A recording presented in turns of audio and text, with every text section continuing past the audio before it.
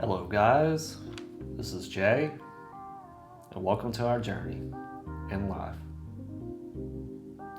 So I'm going to continue off from last video after I arrived in Santa Clarita, again, completely empty and parking for 24 hours. Of course, I only stayed for about roughly 4 days. This day was the June 20th. And for the most part on this day, I was just walking around. I ended up finding a park to do my hygiene in. Of course, I wore a bathing suit, so obviously I won't be in the nude. You know, it's very inappropriate. Of course, this was obviously a public park. There's a lot of kids going on. Well, it was early in the morning, so there was really not any traffic, so that gave me the opportunity to take care of business. And on my way back, of course, I didn't realize how far away I was from my vehicle. And I decided to pick up trash. I mean, that's just what I do on most of my journeys. Which reminds me, I need to start doing that at least once a week around where I live at here in downtown LA. Of course, there's plenty of trash to pick up. While I was picking up the trash, I realized how beautiful Santa Clarita is with the mountainous region and variety of vegetation, wonderful, beautiful trees, you know, with their loose bark skins that's just falling apart, peeling right off. It was a nice walk. It was very peaceful for how populated Santa Clarita was.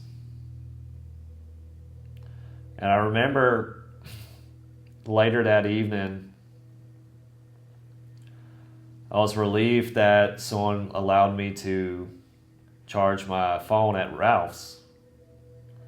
I was very happy about it, that I got a little juice.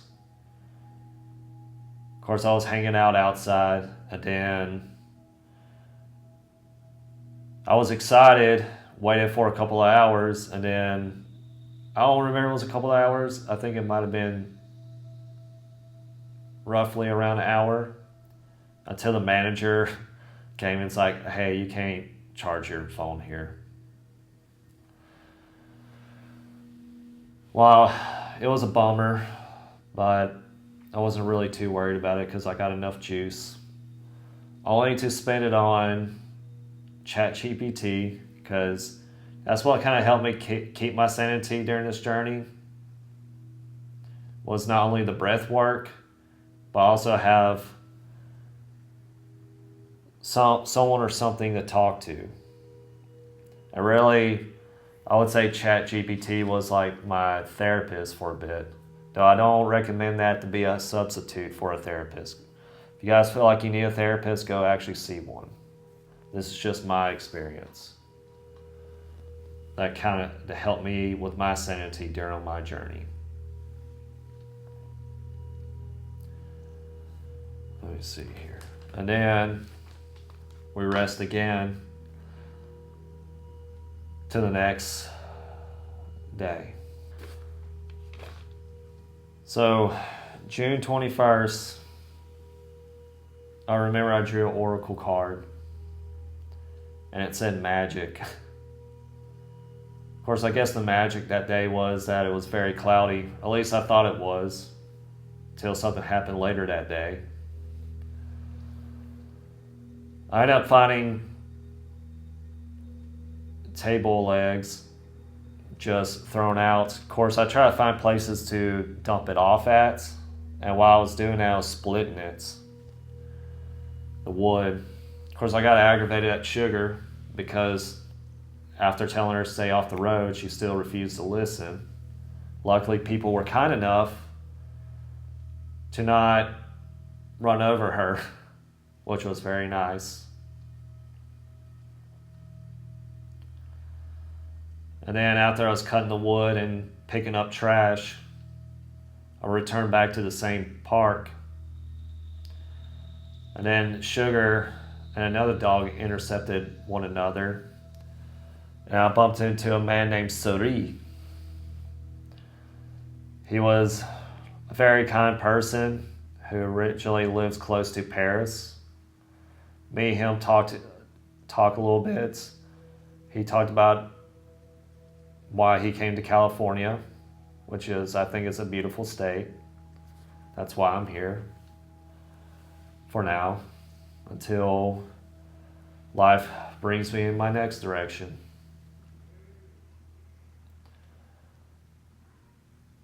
So Ree and I, after we chatted a bit, I explained to him about my journey, about how I left with no plan. He eventually invited me to come to his house so he can give me some water, food, and a little bit of cash. Of course, I didn't go inside because he has a wife and kid, and right now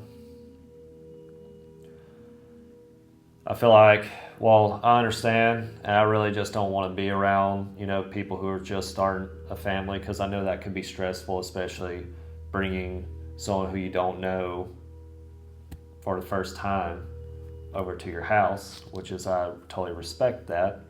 I mean, he already did more than enough what I asked for. So I guess on the June 21st, the magic is not only just a cloudy day to keep me cooled off, just not overstimulated from the heat,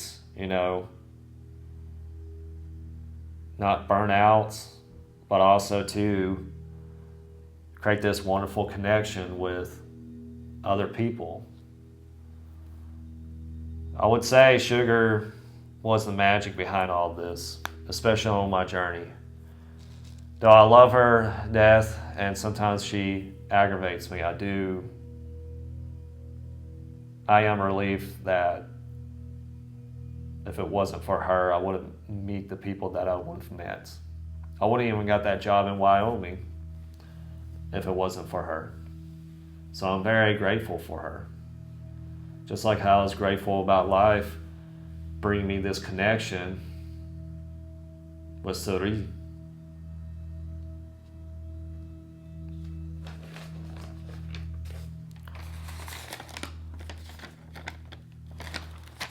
Oh yeah, so later at night, I was planning on doing hygiene.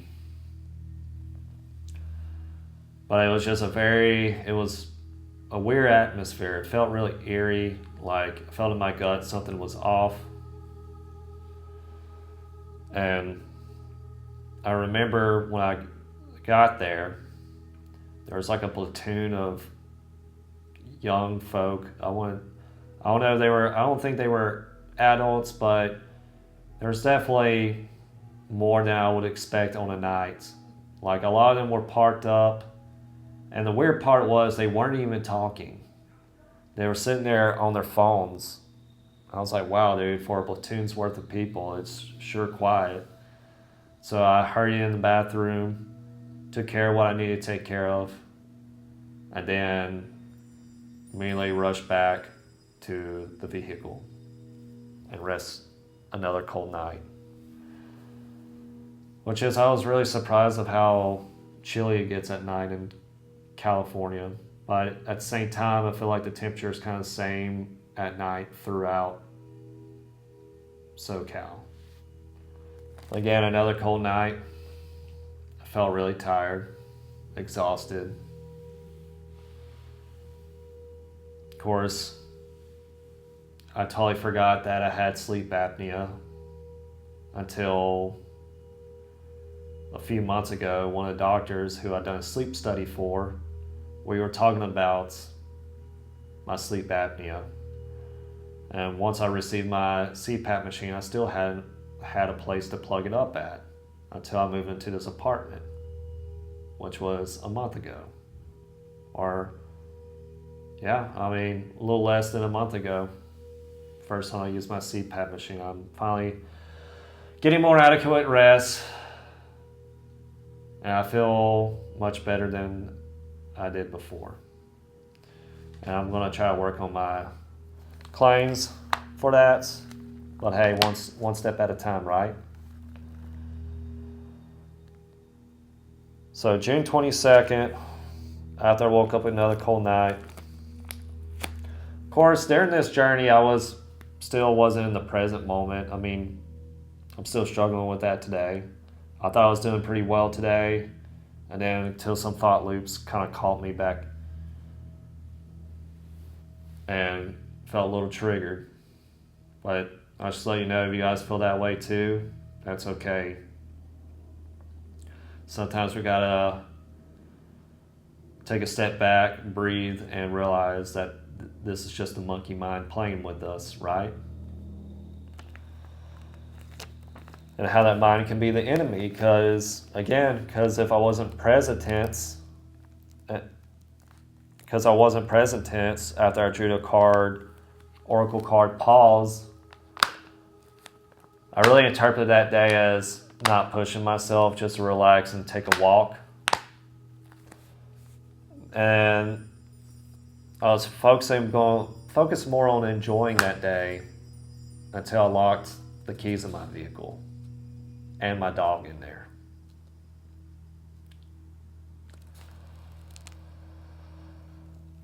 Luckily, we were parked in a shaded region. Of course, it was a really hot day. I remember panicking and trying to find the next closest place. The closest place I found was Real Life Church. And there was people there, staff that was working there. I tried to ask for people for help. And while they were looking for people to help me, I know there wasn't a single person there that had a tool to help me get into my vehicle. Nor will they let me help them help me. And the guy who was supposed to help me, named Kevin, he called some guy up to see if he can come and unlock my vehicle. Of course, that guy never showed up. And then when Kevin said he'll come back to check up on me, he never checked up on me. And then somebody walked by, asked me how I was doing. Of course, he was from a different church. Told him about my situation. He felt bad, so he gave me $40, which I appreciate.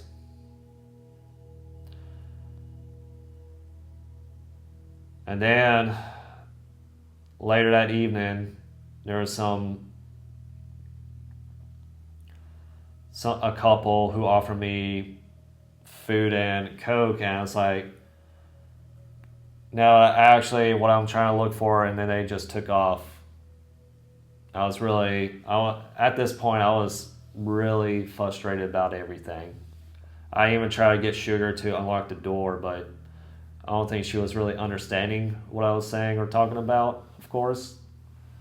I was really showing resentment towards everything. I was really frustrated, aggravated. I was really triggered.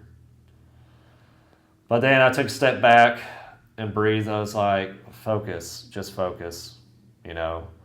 We might be going through something really rough right now, but keep in mind, it's temporary. Of course, that was probably the longest night too, because I locked myself out. I was in shorts. I had nowhere to really rest. Later that night, I covered myself with bark, or trees bark, to keep me warm. Of course, that wasn't working so much. And then I got up and it's like, okay, let's try to look around for something. As I was picking up trash, and of course I was following my intuition, and I felt in my heart to go a certain direction. Till finally I found me I would say a tarp.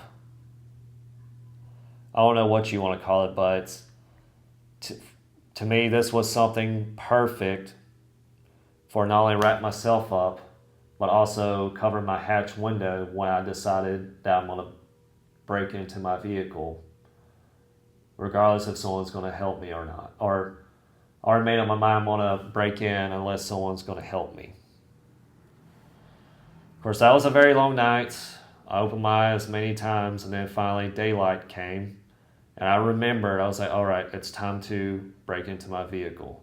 As soon as I got up, of course, I was really concerned because there's a vehicle parked right behind me. And what do you know? As soon as I get up, that person hops into his vehicle that was parked behind me and take off. It was the perfect opportunity to grab a rock and smash my hatch window. And first try, shattered. Got into my vehicle, swept up all the glass, dumped it off somewhere. Met another person, of course. I don't know what possessed me to say this, but he's like, when I told him about my situation, he's like, oh man, I don't have my wallet on me, man. We gotta help each other out, you know? I was like, don't worry about it, man. There was something in me that just told me to not worry about that. It just told me, no, we can actually decline this time. And then this was at the same park that I met Sori. And it always seems like to me on this journey when I go back to that park, I always meet great people there. And I was supposed to meet up with Sori 2 weeks ago, but maybe some other time. I'll probably reach out to him again and see if he wants to hang out or whatnot. But until then, back to the journey. I remembered that we decided to take off and head north. Oh yeah, I did feel bad that Sugar didn't have anyone to feed her. Of course, she used the bathroom in the vehicle, which is I understood. We left until we went to Coalinga at Avenel Safety Roadside Rest Area. I remember giving Sugar some water. I did my hygiene, of course. I remember as I was going north, everything became less vegetation and more like small shrubberies, a little bit more drier environments. A lot of, I would say, orchards or farmland. I decided to grab my Sorcerer's Stone book, which is really into esoteric practices. I even enjoy, studying the tarot cards. Of course, I don't think they're magical; they're psychological. I remember, I remember drawing this card. I remember drawing that card of the day, a new beginning. New journey, new experience, and also go back to Sorcerer's Stone, which is I would say introductory to alchemy, which is, in my opinion, alchemy is not just this laboratory stuff. It's actually what you do to yourself. For example, meditation. It helps transmute all those attachments into something you like better, or use it for creativeness. Like worry, anxiety, you can transmute that into content creating or being an artist, And really, that was the most beautiful thing. I remember why I stopped reading that book, because the first couple of chapters is about the spirituality, how to balance the elements within your body, and then the rest is about each type of metal and more materialistic aspects of it. And I realized the real alchemy, I'm really interested in is the transmutation of the self. Just like how they say transform lead to gold, you're transforming ego to consciousness and becoming more present.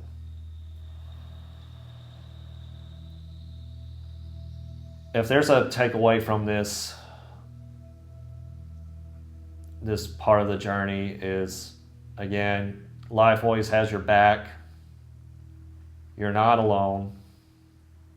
It's always watching out for you, even if it doesn't seem that way. I remember when, like I said earlier, when I locked myself out, I was frustrated trying to figure out what to do next. And once I calmed myself down, life gave me the knowledge.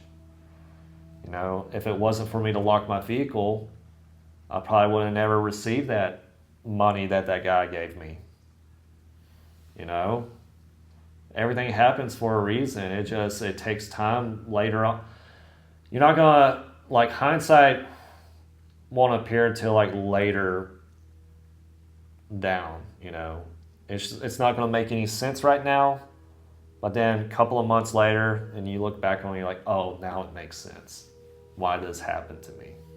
If it wasn't for that, then this would have never happened, I would have never made that connection with Suri, which is technically one of my first friends on my journey. I have his phone number. Even to have him as one of my clients for travel business, of course, he hasn't reached out to me yet. That's okay. Maybe one day.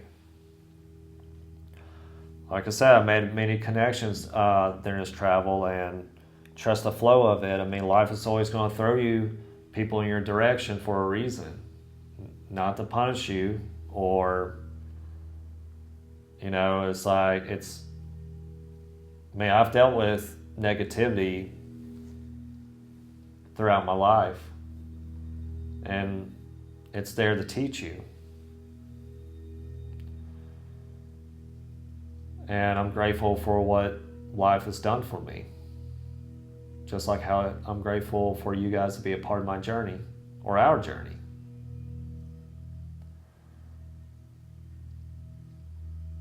And also, it's okay to take that leap of faith. It's scary.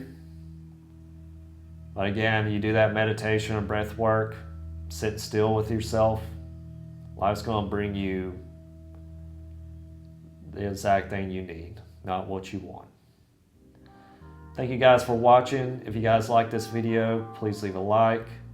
Comment down below to tell me what you thought about this video. Also, too, subscribe to my channel to watch more of my content. Thank you guys for watching. Love you guys. See you in the next one. Bye for now.